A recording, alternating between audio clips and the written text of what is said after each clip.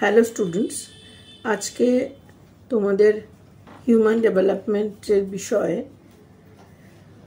একটি উল্লেখযোগ্য টপিক নিয়ে আলোচনা করব, যেটি তোমাদের পক্ষে খুবই গুরুত্বপূর্ণ।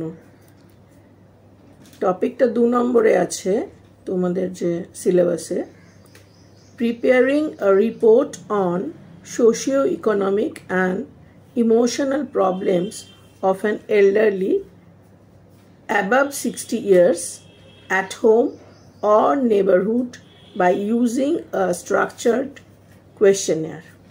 অর্থাৎ তোমার বাড়িতে বা প্রতিবেশীদের মধ্যে 60 বা তার ঊর্ধ্ব বয়সের যদি কোনো বয়স্ক মানুষ থাকেন, তার সমস্যাগুলো নিয়ে তোমাদের একটা প্রশ্নাবলী তৈরি করতে হবে, যেটা তোমাদের 3rd সেমিস্টারে আছে।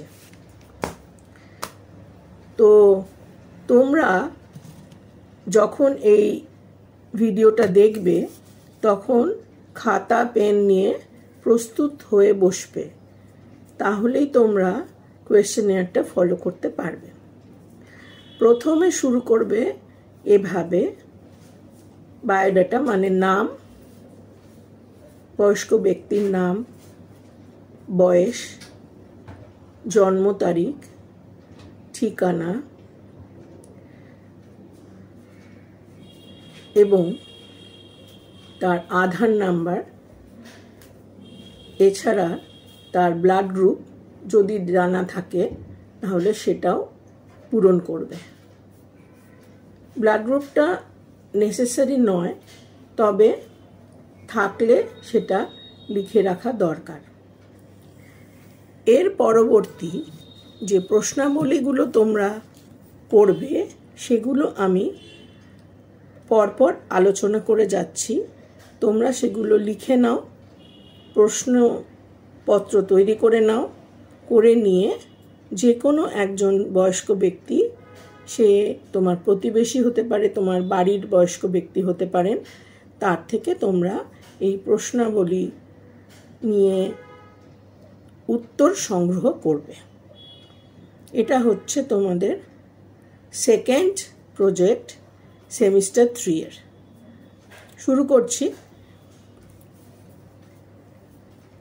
প্রথমে যে সমস্যা, সেই সমস্যা হলো সামাজিক সমস্যা। সামাজিক সমস্যা বিষয়ক প্রশ্নগুলি হলো: আপনি কি নিয়মিত বন্ধু বা আত্মীয় স্বজনের সঙ্গে যোগাযোগ রাখেন? 2 নম্বর, প্রতিবেশীদের সঙ্গে আপনার সম্পর্ক কেমন? 3 নম্বর, আপনি কি কখনো নিঃসঙ্গতা অনুভব করেন? সেটা কত ঘন ঘন? 4 নম্বর, আপনার মতামত অনুযায়ী সমাজে বয়স্কদের প্রতি সম্মান বা যত্ন কি আগের তুলনায় কমেছে? 5 নম্বর, আপনি কি সামাজিক অনুষ্ঠানে, বিয়ে, পুজো বা ক্লাবে অংশগ্রহণ করেন? যদি না করেন তাহলে কেন? এগুলো ছিল সামাজিক সমস্যা বিষয়ক প্রশ্ন। এরপরে অর্থনৈতিক সমস্যা বিষয়ক প্রশ্নাবলী। 1 নম্বর, আপনি কি কোনো পেনশন বা নিয়মিত আর্থিক সহায়তা পান? 2 নম্বর, বর্তমান বাজার দরের সঙ্গে আপনার মাসিক আয় কি সঙ্গতিপূর্ণ? 3 নম্বর, আপনি কি কখনো ঋণ নিতে বাধ্য হয়েছেন? 4 নম্বর, চিকিৎসা ও ওষুধের খরচ চালাতে আপনার কি কোনো অসুবিধা হয়?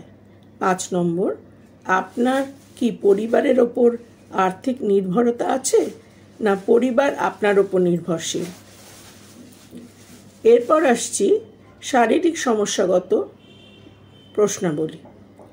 আপনি কি কোনো দীর্ঘস্থায়ী রোগে, যেমন উচ্চ রক্তচাপ বা ডায়াবেটিসে ভুগছেন? 2 নম্বর, চলাফেরা করতে কি আপনার অসুবিধা হয়? আপনি কি হুইল চেয়ার ব্যবহার করেন? 3 নম্বর, নিয়মিত ডাক্তার দেখান কি? 4 নম্বর, আপনি কি চোখ, কান বা দাঁতের সমস্যায় ভুগছেন? 5 নম্বর, আপনার কি পর্যাপ্ত বিশ্রাম বা ঘুম হয়? পরবর্তী প্রশ্নাবলী হলো মনস্তাত্ত্বিক সমস্যার উপরে। প্রথম প্রশ্ন, আপনি কি প্রায়ই মানসিক চাপ বা দুশ্চিন্তা অনুভব করেন? 2 নম্বর, আপনি কি কখনো হতাশা বা অবসাদের শিকার হয়েছেন? 3 নম্বর, পরিবারের তরফ থেকে যথেষ্ট মানসিক সহায়তা আপনি পান কি? 4 নম্বর, একাকিত্ব কি আপনার মানসিক অবস্থায় প্রভাব ফেলে? 5 নম্বর, কোনো কাজ বা শখ আপনাকে মানসিক স্বস্তি দেয়, যেমন বই পড়া, ছবি আঁকা, গান শোনা, কোনটা? এবার 5 নম্বর বিষয়, পুষ্টিগত সমস্যা বিষয়ে প্রশ্ন। 1 নম্বর, আপনি কি প্রতিদিন সুষম আহার বা ব্যালেন্স ডায়েট গ্রহণ করেন বলে আপনার মনে হয়? 2 নম্বর, আপনার কি কোনো খাদ্য নিষেধ আছে? 3 নম্বর, নিয়মিতভাবে আপনি কি 3 বেলা আহার করেন? 4 নম্বর, আপনি কি ফল, দুধ বা প্রোটিন জাতীয় খাদ্য পর্যাপ্ত পরিমাণে পান? 5 নম্বর, দন্ত সমস্যা বা হজমের সমস্যার জন্য আপনার খেতে গেলে কি কোনো অসুবিধা হয়? এর পরের অত্যন্ত গুরুত্বপূর্ণ বিষয়, সেটি নিয়ে এবার প্রশ্ন রাখব। সেটি হলো ব্যাংকিং বা অনলাইন সংক্রান্ত ট্রানজাকশন বা লেনদেনের সমস্যা। প্রথম প্রশ্ন, আপনি কি নিজে অনলাইন ব্যাংকিং করতে পারেন? 2 নম্বর, এটিএম বা ইউপিআই ব্যবহার কি কোনো অসুবিধা হচ্ছে আপনার? আপনি কি কখনো অনলাইন প্রতারণার শিকার হয়েছেন? 4 নম্বর, ব্যাংকে যাওয়ার সময় কি পর্যাপ্ত সহায়তা পান? 5 নম্বর, আপনার মোবাইল ফোনে আর্থিক লেনদেন সংক্রান্ত অ্যাপ ব্যবহার করতে কি অসুবিধা হয় আপনার?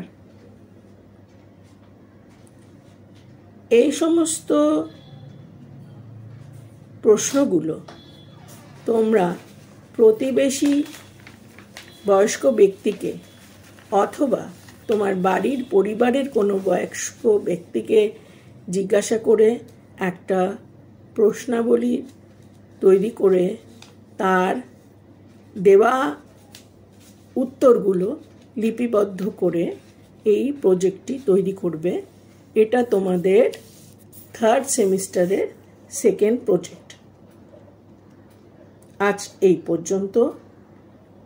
তোমাদের এই হিউম্যান ডেভেলপমেন্ট সংক্রান্ত HDRM বিষয়ক যদি কোনো প্রশ্ন থাকে তাহলে তোমরা কমেন্টসে জানাবে, আর পারলে আমার চ্যানেলটি সাবস্ক্রাইব করে নিও।